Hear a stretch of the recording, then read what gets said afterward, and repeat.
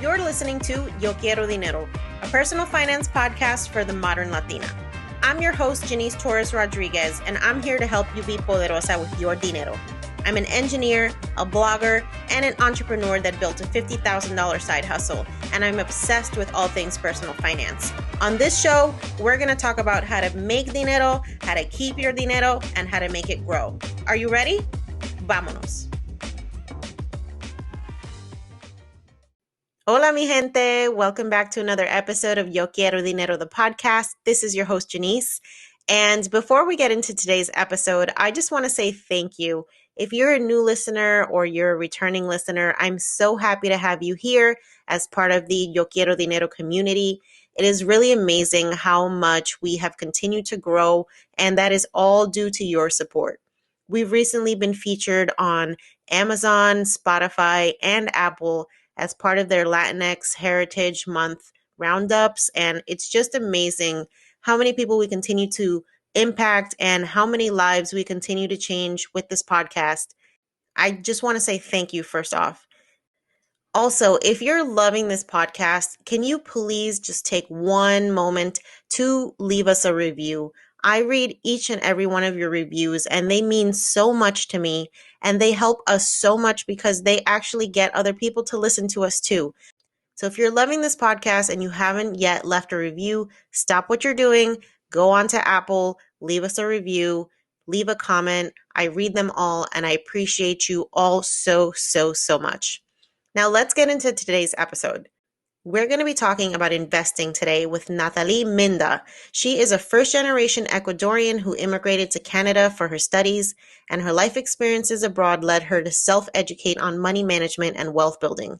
She's super passionate about teaching first-gen immigrants, women of color, and Latinas about how to invest. And she's doing that over at her YouTube channel, The Financial Talk. If you haven't already subscribed, definitely check her out. She's amazing. She's 23 years old and she is sharing her debt and wealth journey, and she wants to empower all of us to be financially independent and live our best lives. So if that sounds like a conversation that is right up your alley, stay tuned for this episode. I can't wait for you to hear this conversation with Nathalie Minda of The Financial Talk.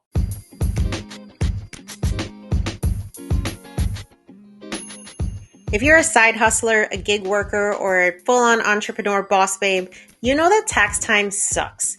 But it's a necessary evil when it comes to owning your own business, so why not make it less stressful? That's why I love Keeper Tax. Keeper Tax automatically finds tax write-offs amongst your purchases for your business, and it helps people save over $1,200 in 10 minutes on average. First, they scan your past purchases for write-offs. It auto-monitors your purchases for write-offs you might have missed, and at tax time, you can file your taxes right through Keeper Tax or seamlessly export your savings. To find out more, check out keepertax.com/dinero.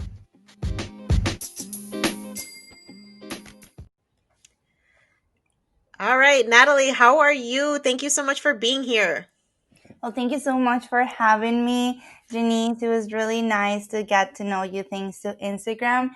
And I'm really happy that I found your page and you found me as well. We are both motivating the Latin community to take care of their finances. And I think it's great. We're making a change. Absolutely. So you definitely caught my attention on Instagram. You recently did an Instagram live with Financialism, and you guys were talking about investing, which I'm super passionate about. And whenever I find Latinas who are talking about investing, I'm like, I got to get to know this girl. So why don't you introduce us to everybody who's listening so that they find out more about you? Sure, definitely. So I am Nathalie. I am from Ecuador and I moved to Canada for studies.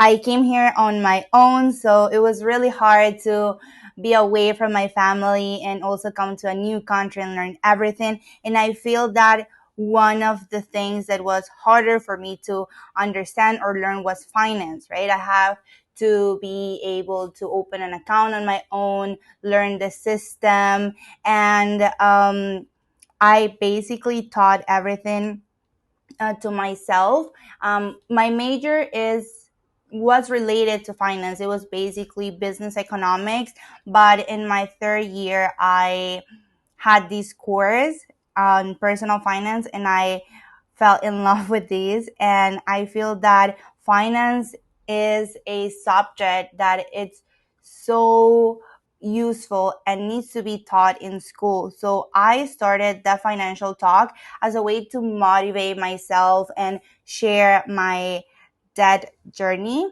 Mm-hmm. But later on, I saw the possibility, the lack of financial education. So I thought, okay, I do know about finance, and why don't I share my debt and wealth journey while educating other people? So that's how the financial talk got started. And I'm here just to empower other women and immigrants to be financially independent and live their best life. I absolutely love that. And you know what stuck out for me from everything that you said is the fact that it doesn't matter where you are, financial literacy is literally not taught anywhere, it seems, right? Because you're not learning about it in Canada. You didn't learn about it in Ecuador. I didn't learn about it in the United States. My parents didn't learn about it in Puerto Rico. So I feel like it's just this universal deficit of information that is holding so many people back, and that's why I appreciate what you're doing so much, because the more of us that are talking about this, especially in our communities, I'm hoping that that really just starts to change the narrative of our communities. Yes, you're 100% right, and I feel it's just the system wants to keeps us ignorant about Mm, finances, because that's how big corporation and banks make their money. But small communities, minorities, are the ones that get affected the most, right? Because absolutely. we come from, let's say, poor or developing countries where these information is vital. Absolutely. So true. So I'm curious. I asked this question to all of my guests because I think our money stories are very unique, especially as like first gen, as immigrants, as Latinos. We learn a lot about money growing up, and it's usually we learn like what not to do. So I'm curious what your relationship with money was like growing up. Sure. I was raised by a single mom, and from a young age I was taught to be independent. My mom was my example. She was the one that was getting out there to get the bread to feed us, and I never grew up with luxury. Even though I had a really comfortable life, I never felt the need to own anything branded. And I feel that my childhood and what my mom taught me literally shaped me into the woman I'm today. I feel I'm a really frugal person. I am independent, and for me, education is the most important value that my mom could give me. Um, I always try to learn every day, and this is why I came to Canada. I never saw myself in Ecuador because of the lack of opportunities. So coming to Canada opened more opportunities for me, and that's why I got into the financial talk. But I feel that my relationship with money is not that I lack money, but money was not abundant in my household, right? Mm-hmm. And I feel that the way that my mom taught me how to save, and also she will always say, like, you need to prepare for life, and do not let anyone tell you that because you come from this country you are less than someone. So I think that's really important. Yeah, it sounds like your mom really set you up to be able to face the world and not be scared of just getting out there and being on your own, which I mean, the sound of leaving your country and coming to a place that have you ever been to Canada before you left Ecuador? No, not at all. And I was like in high school, I will have friends that will go to the States for vacations, and, come back with like a lot of stuff, like clothes and games and stuff like that. And I was not able to do that. Of course, when you're young, you do feel sad and you ask your parents, like, why can I have this? But yes, I came to Canada without even being here. And the language, I learned it from high school, but it was definitely a different experience, exposing myself to a whole different culture from a young age on my own. Yeah, that's super important. So you're 23 years old at this point, right? Yes, So I you am. come to Canada at what age? 18. So you're 18 years old in a place you've never been. What is that experience like? Did you feel like, oh my God, I can't handle this? Or is it because your mom kind of taught you to be independent and to just do what you had to do that you knew that there was no turning back? I I think what helped me a lot was that when I came here, I live with an Ecuadorian family. Mm, So the transition was easier because I am with people that are from my same background, speak my same language, cook the same food I eat. So it was definitely, the transition was not that bad. I feel that if I came here and live at university residence, it would have been much harder. hmm. But that's what I think helped me to get used to this culture. And the family I live with, I didn't know them before. They were family of my mom's best friend. So Oh, that's okay. her comadre, basically. Yeah. And I live with them. So that makes it so much easier. But still living away from home and being separated from my mom was hard. Yeah. Yeah, that's definitely I think one of the main reasons why so many people get scared to go somewhere new or try something new is because they're just afraid of like are they going to be able to handle that change. And I definitely went through that too when I moved from Northeast New Jersey to Florida. So I'm like over 1,000 miles away from my family at this point. But like you said, I really just felt like I didn't belong where I was and that there was Yeah. more for me. And so I made the same decision, and I encourage people to like do scary stuff like that because you just never know like what possibilities you're missing out on just because you're kind of letting fear stop you from even taking that first step. For sure, get way on of your comfort zone, and I feel that that's something I do often. Once I get used to a place or to a routine, I need to change it because I want to get to experience other things. Mhm. Absolutely.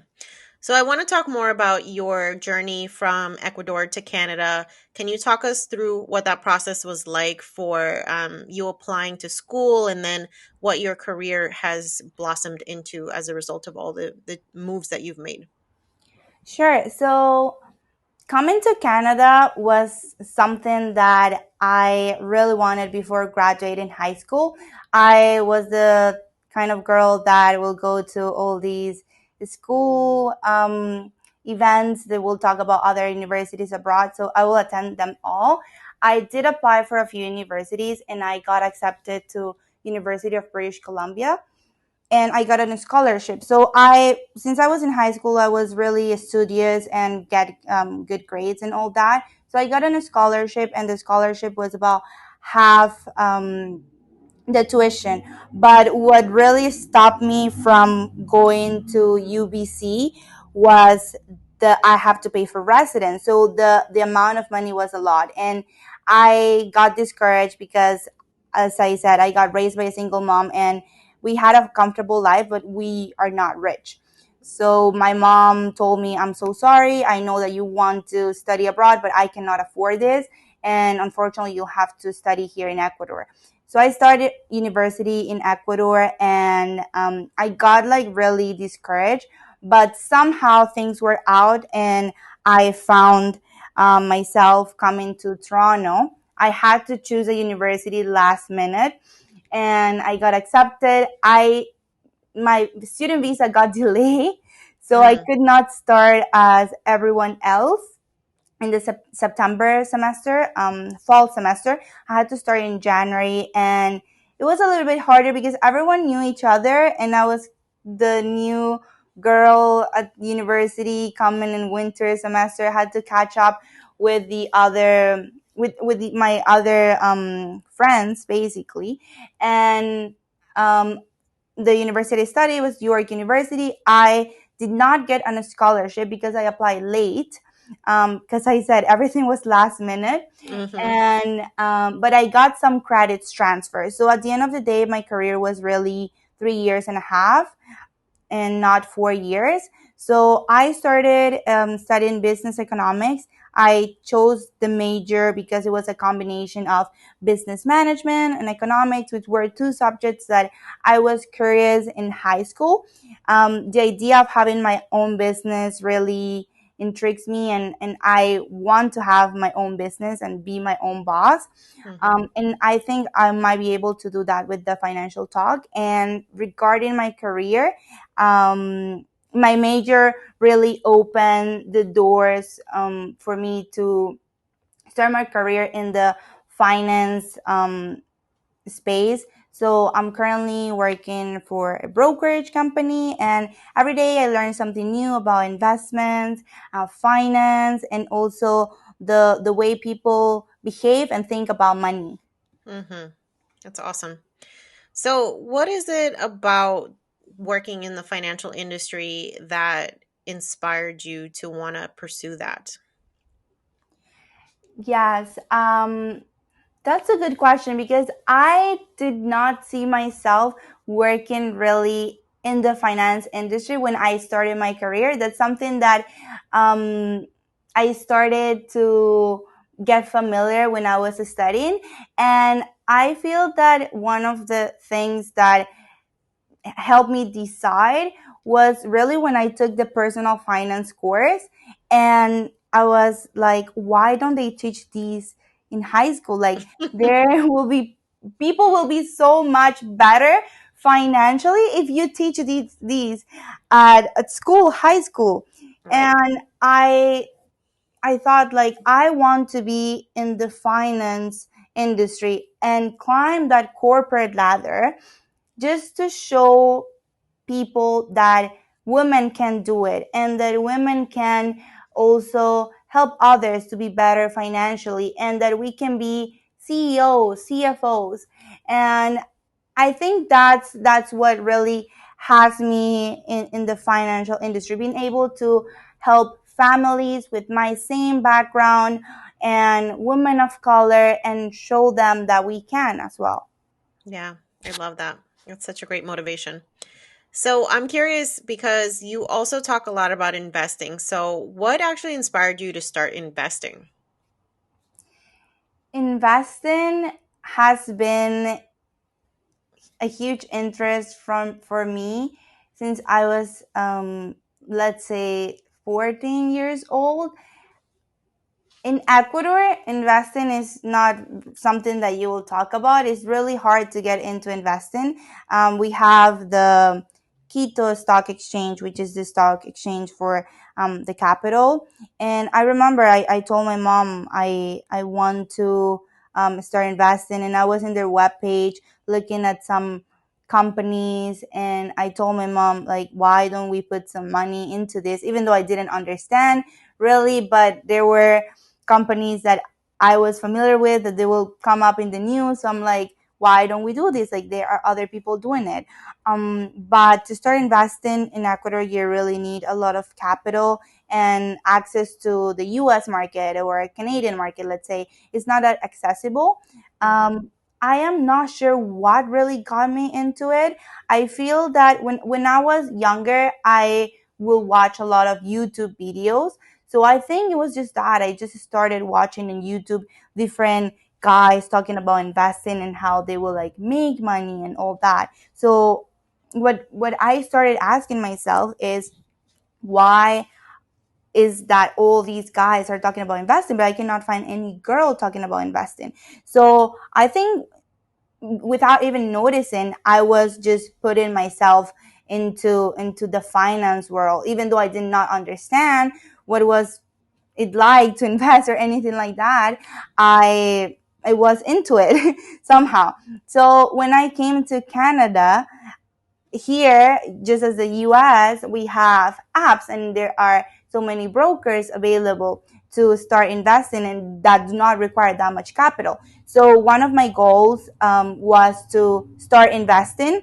And because I did not understand the whole idea behind it, I started with robo advisors. Mm-hmm. I did make a lot of mistakes because as you know, and you're a financial advocate, before investing you should do your research, and you should have an emergency fund and a cushion and all that. But I did not have that. It was just me trying to put myself into the investing world without really knowing it, and that's why I chose robo advisors.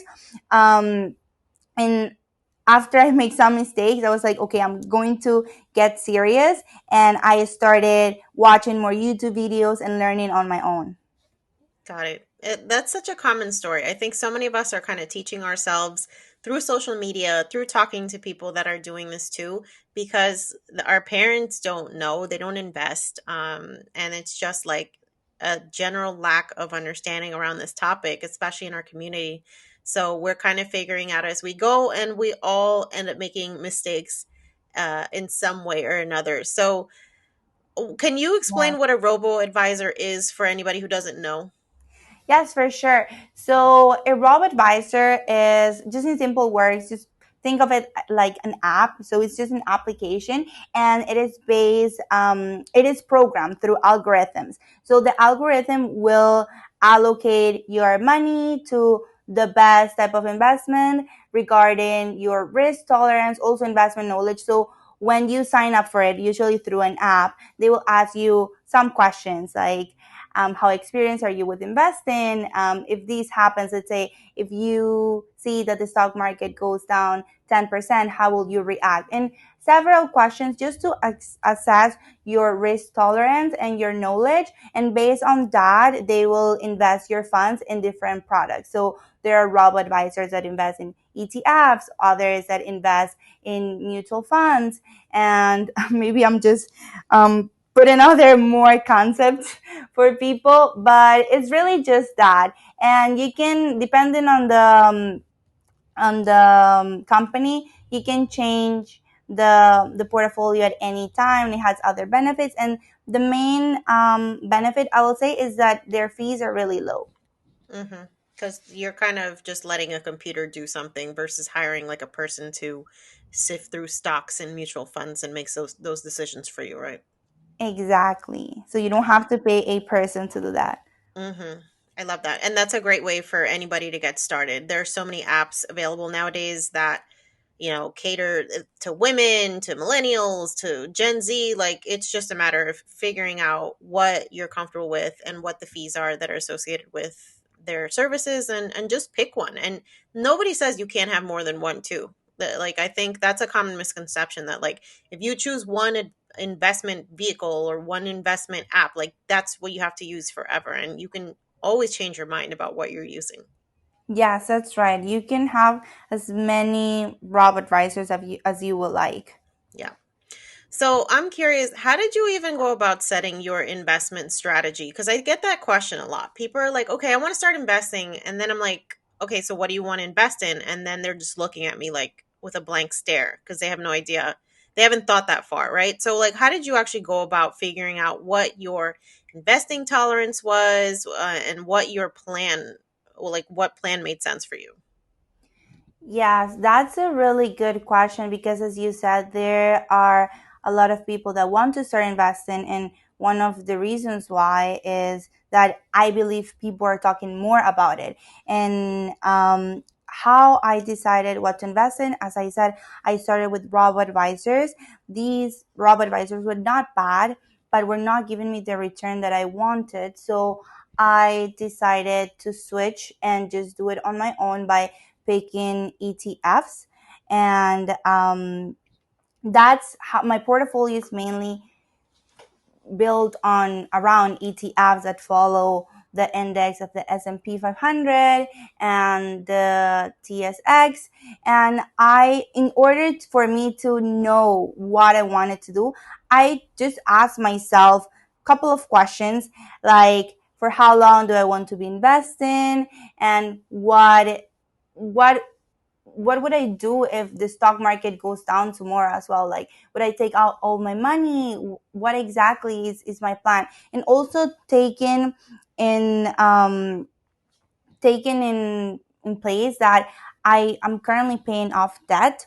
Mm-hmm. So my risk tolerance is not as high as other people because I still have these debt that I have to pay out, right? So mainly I'm investing in ETFs. I really want to go into stock picking, and it's something that I am interested in because I have watched YouTube videos and I have been following YouTubers for a long time regarding these, and I have read books, and I'm currently studying as well for CFA, which is a Charter Financial Analyst, and I'm learning about it. So later on, I will switch my investment strategy.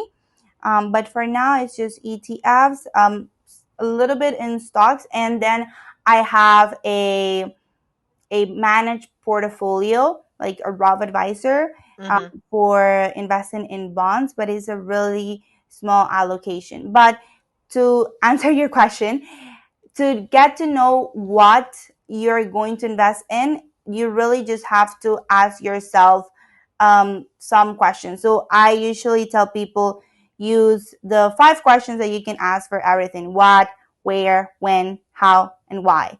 Mm-hmm. So, what are your financial goals? When are you looking to start, or um, when will you be able to see returns or to cash out your investments? How long do you want to be in the stock market for? Where you for the where questions really, like, where are you going to open your account, like where, which brokerage, and Mm-hmm. why are you starting? So Mm. not only because other people are starting, but you really have to know your why. I love that. I think that's the why question is the most important because you have to understand what your personal goals are. It doesn't matter what everybody else is doing. If what they're doing doesn't align with what your plans are, then it doesn't make sense for you to start investing until you know the answer to that question. Exactly.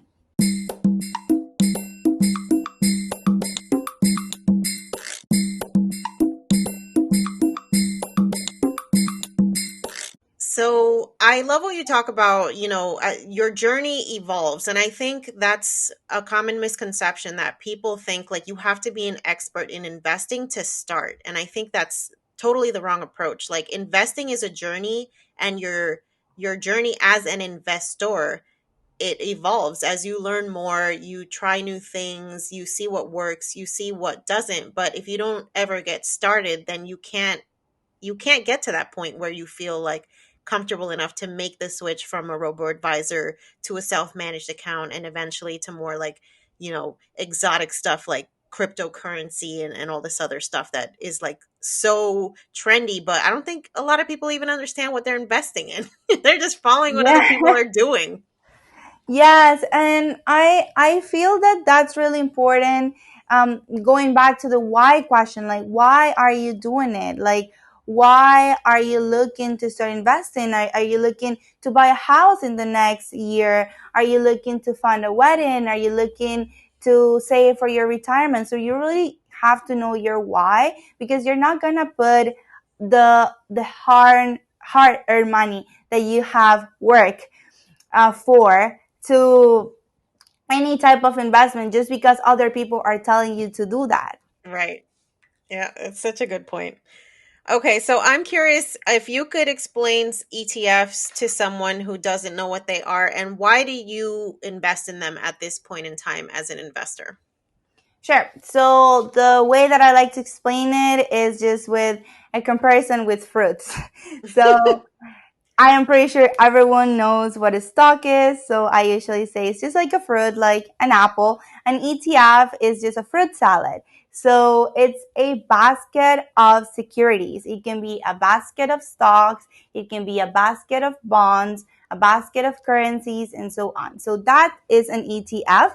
There will be ETFs that follow an index. So in this case, that's what I am investing in, the S&P 500, which are the 500 larger companies in the New York Stock Exchange. So I am putting my money towards that. Why? Because ETFs have really low fees. There are other products like mutual funds, those have a little bit higher fees. So for me at this point in time, I am choosing ETFs also because with my brokerage company, I do not have to pay for ETFs, so I have literally no commissions.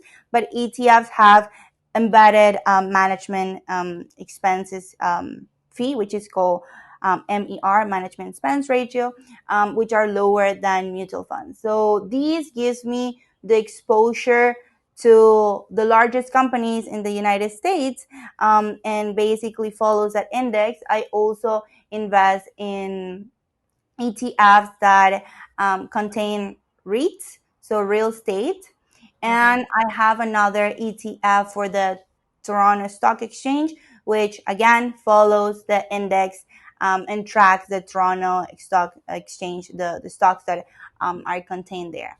So Got it. that is what I'm investing in ETFs. Love it. Okay. So another thing that is super controversial, but I totally believe that you can do both, is this idea of having debt and investing. And there are some popular financial gurus out there that say that you should not be investing until you're completely debt free. And I have to disagree with that because I feel like at the end of the day, the only currency that you cannot get back is time. And if you're spending 5, 10, 15 years paying off debt, that is time that you cannot get back if you're not invested in the market. So I'm curious to what your thoughts are about paying off debt and investing since you are doing both. Yes, I think I totally agree with you. Time is precious, and I am investing and paying off that. And when we were having the Instagram live with financialism, he was telling me that he does disagree with doing both, but he also mentioned that he likes that what I'm doing because you are creating a habit, right? Mm-hmm. So I would not encourage people to invest if they have a high interest debt, such as a credit card debt with 20% interest annually. But if you have a lower debt, let's say your student loans, the interest is low, like 5% or less, or a car loan, then I feel that it's okay to invest as long as you know your risk, you know yourself, and you know what you're investing in. I'm not going to tell you, okay, start investing, and you go crazy and start day trading or Mm-hmm. something like that. So for me, really, why I am doing both is to, for the time aspect, I know that my investments are not short term, they are long term. So in the longer term, I expect a higher return based on what I'm investing in. And as you said, time is valuable. The more time that I am in the stock market, the greater returns that I might see. And also to build that habit on every month I have to invest this much. So I am just creating a routine for my investment strategy, but I also have a plan to pay off my debt. So before I decided to switch from Bravo Advisors, just invest on my own, I sat down and I wrote down a plan, like how am I going to be able to pay off my student loan and invest at the same time. And the main goal is to pay off my debt. So most of my income is going towards that, and then another percentage is going towards investing. Mm-hmm. So do you have any advice for people that are in debt that want to invest? What are some things that they should probably do before they start investing? I will say you have to understand your debt. That's really important. You have to know your interest rate, you have to know your payment, and you have to create a plan to see how much more money you can put towards your debt to be debt free faster. And knowing that, that's a debt aspect, then the other thing will be regarding investing. So have a plan, like why are you starting investing, for how long, and which what are you going to invest in. Are you going to have a passive strategy or an active strategy? If you are paying off that, I will say it will be, you'll be better off just doing it passively, with index funds and ETFs, that tracks indexes as well. Until you are debt free, maybe you can increase your risk afterwards. Mm-hmm. Yeah, that's very good advice. Okay, so financial literacy and just understanding how your money works and investing and all these things, it can be so overwhelming to people, especially I feel like women of color, like we are already dealing with so many different stresses and burdens in life that figuring out how your money works can just feel like absolutely overwhelming and like you just don't have the energy or the time for it. So I'm curious what your thoughts are on why financial literacy should matter to us.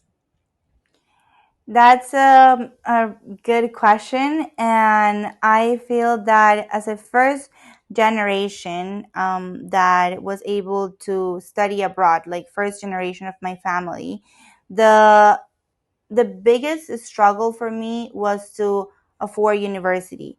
As I said, I do not come from a wealthy family. And if I had that solid financial background, those basics before deciding to come here, maybe I would have been able to have a plan so that I don't have to pay off that afterwards. So I feel really for women of color, having that financial education is going to help us not get into that, break the poverty cycle, or stop living paycheck to paycheck. I think that if my mom, she did everything on her own, but she clearly struggled, because I remember there were days where she had so much stress because there were debts that she had to pay. So if my mom could have had that financial education, if our countries, the world, Right. provided that financial education, maybe it will lead us to other opportunities and help us to build generational wealth, with it's something that I want to do, and be equal to our white counterparts. I do Mm-hmm. not like to mention race, but it's obvious that there are other races that are years ahead from us regarding generational wealth. And being financial literate is going to help us do the same and close the wealth gap. Yeah. Preach, sister, preach. I love it. It's so important. And I think like when you put it in those terms that it's just like we owe it to ourselves and the past generations to do better, right? Because if you make all these sacrifices and our families like make all of these literal sacrifices to get us to where we are today, the least we can do is to end up better off than them financially so that then the next generation and the next generation we keep excelling. If we just accept That's what is right. now, like what was the point of all of those sacrifices? Exactly. So everything that I am doing is just not only for my family, but also to represent the culture, Mm, the community, and to be a role model and show others that we can. I love it. You are doing exactly that. So please know that it is being noticed and it's so appreciated Thank you so much. for sure. So another thing that a lot of us deal with are these limiting beliefs or like imposter syndrome, feeling like we're not worthy of building wealth. And so I'm curious if you've dealt with any of those feelings and like how you overcome them. Yes, I have. I think we all do. And I think one of the hardest things for me is sometimes I feel less than others. I'm not going to lie. I feel that, like, in between, like, my social circle, my friends do not have to think about paying off debt and having, let's say, a budget or stuff like that, because their parents will provide everything. But one thing, every time that I have these kind of thoughts, I talk to my mom, and she tells me, yes, maybe you do not have what your friends have, but you were able to get out of Ecuador and move to another country, and you're paying everything, and you're independent, and you do not have to depend on me to send you money to pay your bills or anything like that. Like, you are already an independent woman. Yeah. And I feel that's, like, coming that from my mom, it really just pushes me to keep going. And the other thing that I really think about is for me to get a raise or get promoted. And I feel that these might be something that, as women and as a woman of color, we think, that is harder to build wealth, that our journey is harder, and it's not something that is only in my head, but is in society.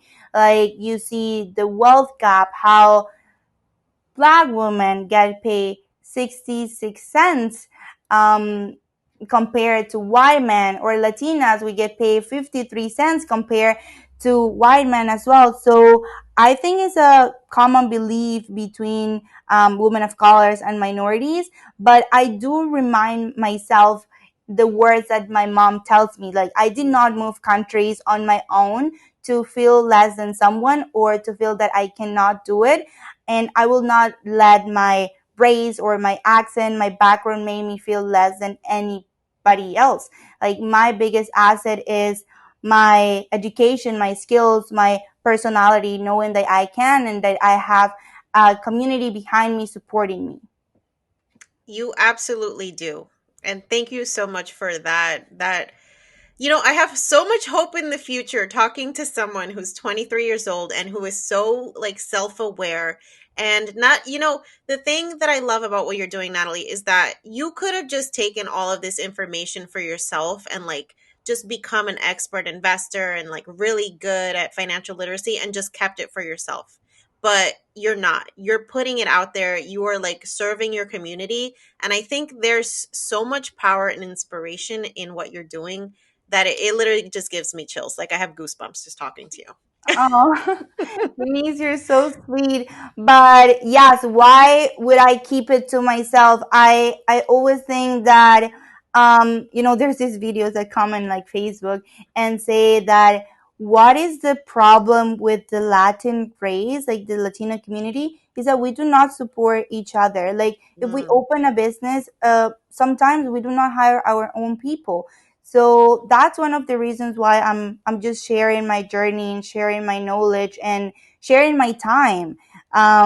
When people ask me questions, I try to do my best to reply to them, and share information, because I feel that the only way to close the wealth gap, and to have a more educated community, is by supporting each other. Absolutely. I love it. Okay, so I'm curious, what does financial self-care mean to you?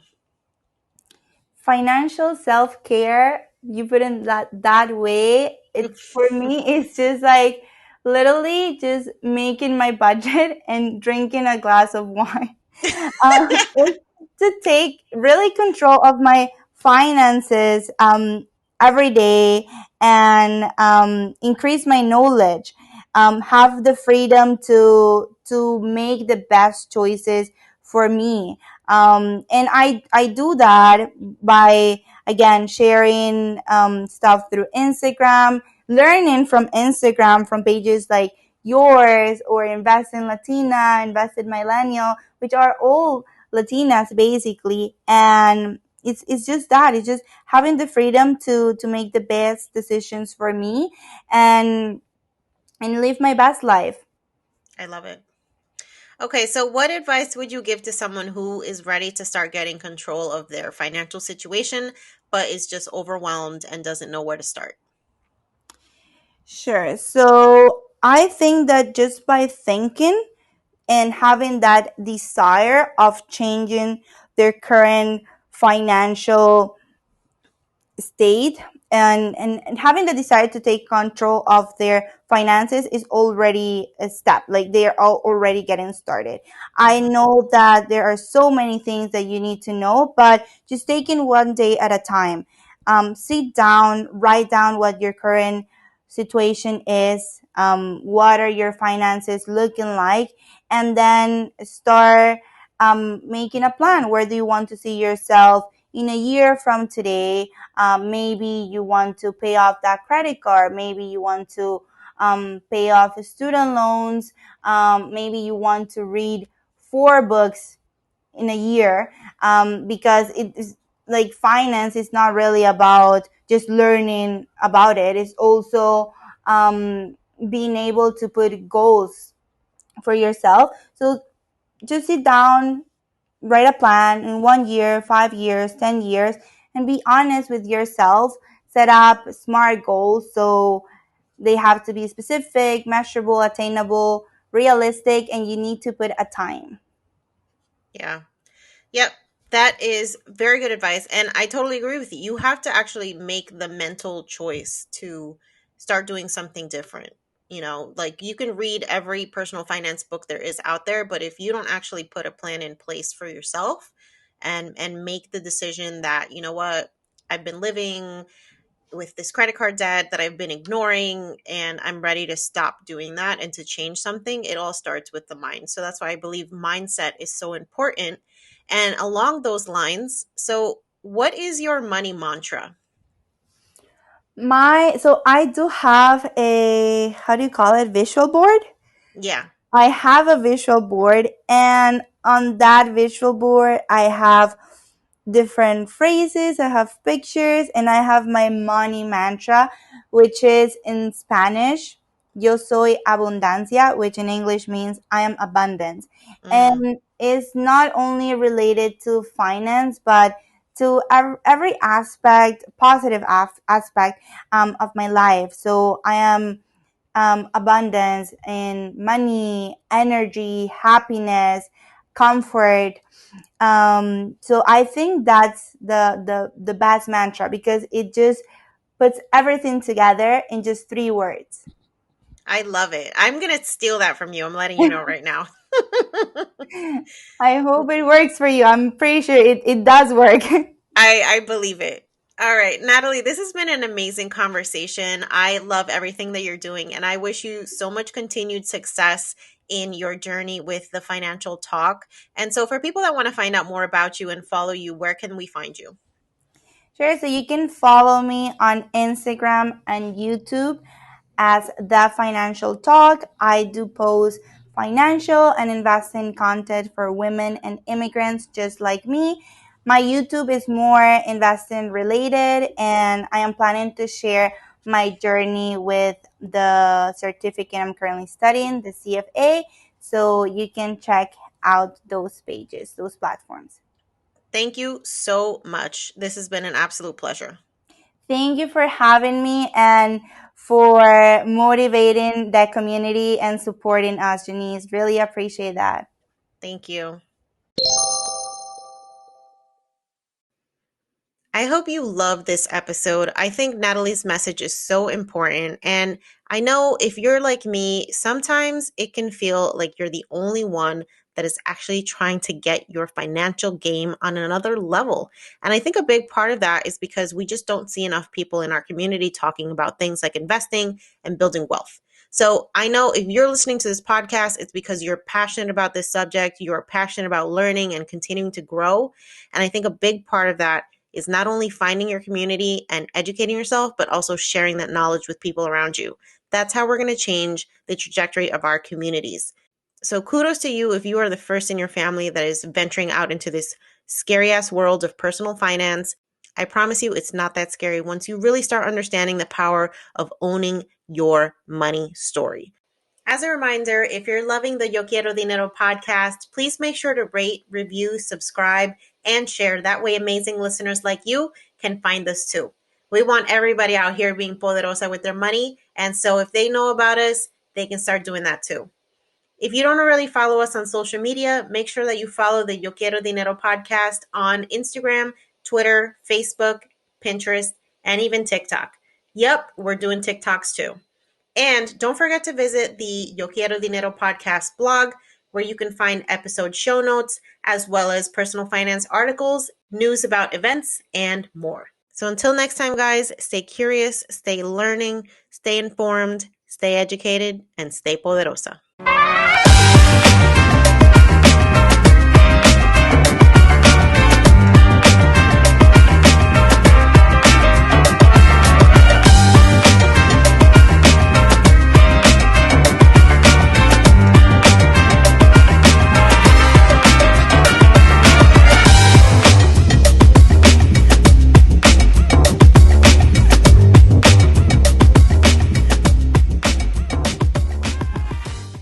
On the Yo Quiero Dinero podcast and associated entities, all information provided is for general information purposes only and does not constitute accounting, legal, tax, or other professional advice.